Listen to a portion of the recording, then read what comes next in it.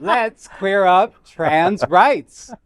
Planet Fitness stands by member band who took trans woman photo in locker room. In a controversial move, Planet Fitness has drawn criticism for its response to a recent incident involving a transgender woman in one of its locker rooms. The incident unfolded at a gym in Alaska, where Patricia Silva raised concerns after allegedly encountering a trans woman shaving in the female locker room. Silva reportedly took a photo of the individual and confronted them, insisting that they shouldn't be in the same changing area. In a Facebook video, Silva repeatedly misgendered the person, sparking outrage online. Planet Fitness defended its inclusive policies but revoked Silva's membership for violating locker room photo rules. Despite Silva's insistence, the gym emphasized that the discomfort of gym members isn't a valid reason to deny access. In its statement to Daily Mail, Planet Fitness said, quote, "As the home of the judgment-free zone, Planet Fitness is committed to creating an inclusive environment." This isn't the first time Planet Fitness has faced controversy over locker room issues. In 2019, a man threatened violence against a transgender woman in the female changing rooms of Planet Fitness in New Hampshire. Consequently, the transgender woman obtained a restraining order against him, prohibiting any contact and requiring him to stay at least 200 feet away from her at the gym premises. Good. But, it's just so ridiculous that we're still, debating this. I remember growing up, I was in the theater growing up, and, we would be in the backstage in the green rooms, and we'd all be getting changed right in front of one another. And it never, I never would have thought to I was more about getting into the role and getting on stage and stuff. I was doing my job. I was doing my own thing. So, why are you bothered with other people and what they're doing in the locker room? I mean, you got to question, exactly what is your motive for peering around and looking what other people are doing? Well, don't women shave? I sometimes might shave in the bathroom. I see people do all kinds of shaving, all kinds of things in the among other room. things. That's a good point. Not like you said, not my business. Yeah. I handle my business. I keep it moving. Yeah, I think it's just another excuse for people to discriminate. But I'll tell you all, I try to avoid when I'm out, even if I have to go to the bathroom, I try to avoid even using the public restroom. And I know I don't have to anymore, but I think it's so instilled in me. And I think, is it really worth me possibly having a confrontation or some issue? Now, if I really have to go pee-pee, I'm at a restaurant or something and I really have to go, I will.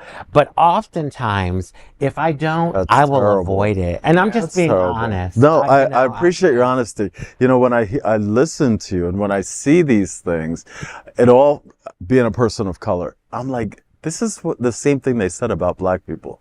You had to drink out of a different water fountain. And what if they got in the pool? And it was all ridiculous stuff that we had to fight through and go, you know what?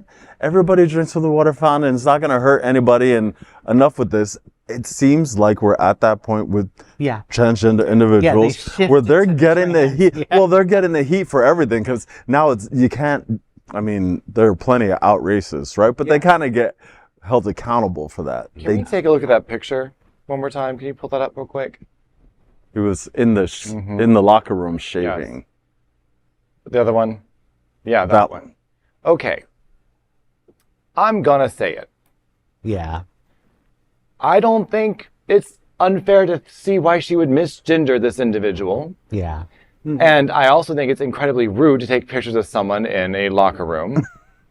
I also understand where she is concerned. Now, as you were saying, there is, what you're talking about is street smarts. You don't put yourself in danger unnecessarily. Yeah. Because you understand you're part of the vulnerable population. Yeah. That individual is very early on in their transition. Exactly. And therefore, they need to learn how to navigate their environment without causing unnecessary attention, unwarranted attention. That's a very good So point. I can see her point. I understand where she's coming from. I understand where the other individual I can see both sides of this. And frankly, I think they could both have handled this thing a lot classier. Yeah. You just need to understand that wherever you are in your transition, it's an individual journey. It really is. And there is no safe way to navigate it. There's no easy way to navigate it.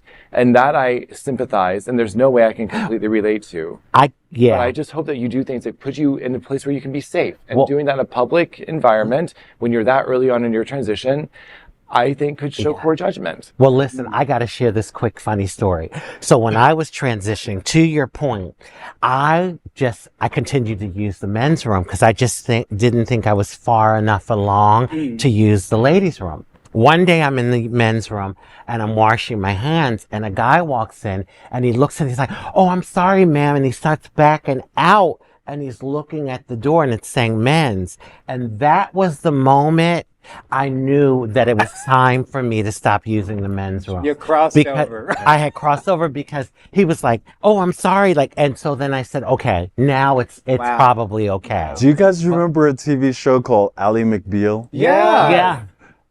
We recreated Ally McBeal at my job in the 90s in New York City, and we decided we were going to have a gender inclusive bathrooms, right? Everybody walked into the same door and the guys went to the left and the girls went to the right, but we were all in that same general space. And in New York City, in the clubs and the restaurants, you go in and out and everybody's in the bathroom, right? And nobody even cares. That's why some of these things, I'm like, aren't we beyond that? Yeah. But anyway, we tried it.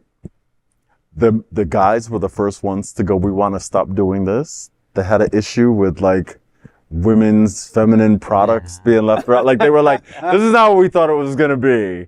Like we want our own bathroom."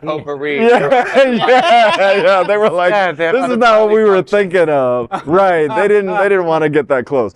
But in any case, I mean, there have been so many times where we've all been in the bathroom together.